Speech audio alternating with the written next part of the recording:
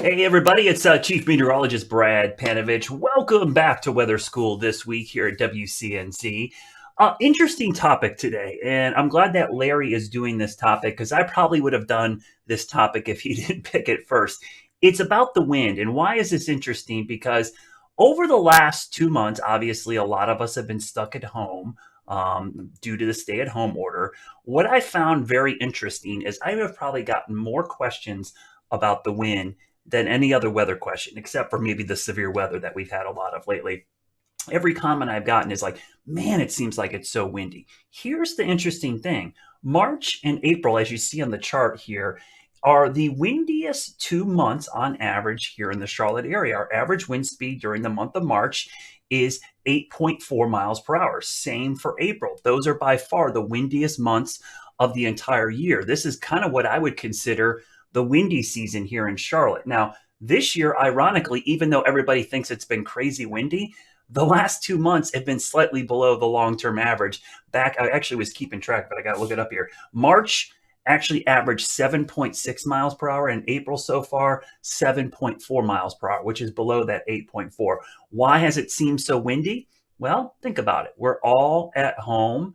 We're not going out. We have less distractions, observational bias. We're noticing things a lot more because we're stuck at home. So I think it's really interesting to talk about how the wind forms and why this time of year is so windy. Has a lot to do with the longer days, the sunlight, the jet stream. This is the windiest time of the year on average. And today's topic is going to dive into this more with Larry Sprinkle talking about the wind. It is very fascinating.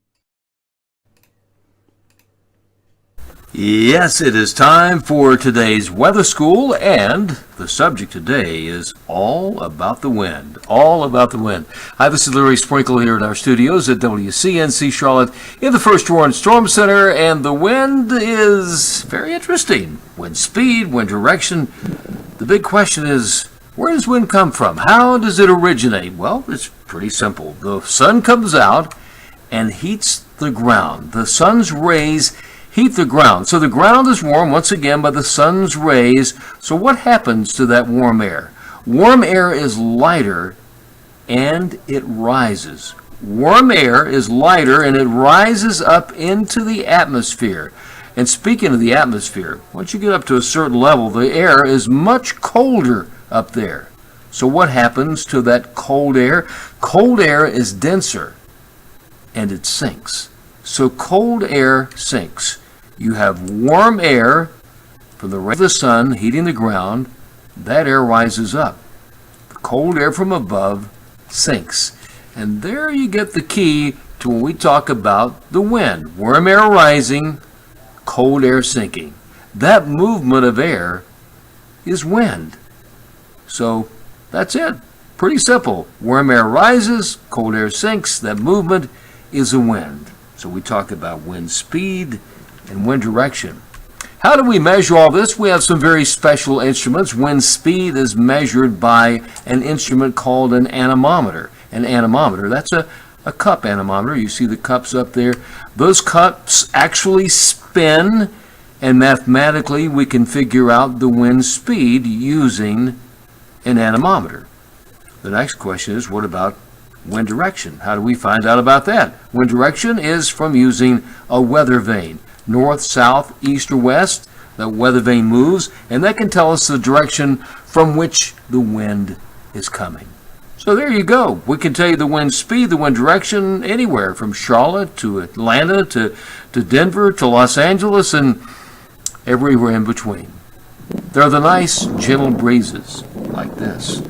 And then there is the much higher wind that you get in some sort of storm, maybe a thunderstorm, maybe a hurricane, maybe a tornado. The wind blows and the trees move, and sometimes it gets a lot worse than that. You can have these high winds right here gusting over 50, 60 miles per hour. And then there's the wind of the wintertime that blows over 50 miles per hour, blowing snow around so you get a whiteout. You can't see anything. So there you have it, all kinds of wind speed, wind direction, nice gentle breezes. So that's it.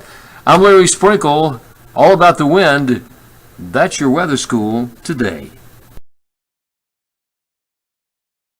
Thanks, Larry. Yeah, so today we've had some breezy conditions, and one of the reasons we see so much wind this time of year is we tend to get a lot more sunshine and the air is much drier here in the spring. In fact, April is our driest month of the entire year. So not only is it windy and dry, but it actually is one of the most, I think, weather-wise best months of the year because we get these mild afternoons and cool mornings. And those temperature differences from day to night causes a lot of wind this time of year. Also, we've got a lot of active cold fronts, low pressure and high pressure systems, which drive a lot of the wind this time of year. So hope you enjoyed today's topic on the wind. It has been a hot topic. Again, a conversation about why it's been so windy. It actually is very common. And again, I'll go back to our chart. There's the average wind speed in Charlotte since 1941 to this year. These 2 months, the average wind speed is 8.4 miles per hour. And interestingly enough, the direction west and southwest here in these 2 months. So pretty fascinating to see. Hope you enjoyed today's Weather School. Tomorrow we'll be back at 1 o'clock again for Weather School. If you missed any of these, you can go to our YouTube channel, WCNC on YouTube, or go to WCNC.com. We've got them listed there as well. Tomorrow I'll be doing the topic on Doppler radar. Doppler radar is one of those things that is a great tool. It's a piece of technology we've had for quite some time. A lot of folks have access to it now on their phone and the internet, but a lot of people don't understand how it works and why it's not uniformly equal across the entire country. Even though the map might show radar everywhere, it's not the same everywhere. We'll talk more about some of the pitfalls of Doppler radar, how it works, and some of the ways we use it to diagnose severe weather, especially this time of year. Thanks for tuning in today's Weather School. See you back here tomorrow at 1 o'clock.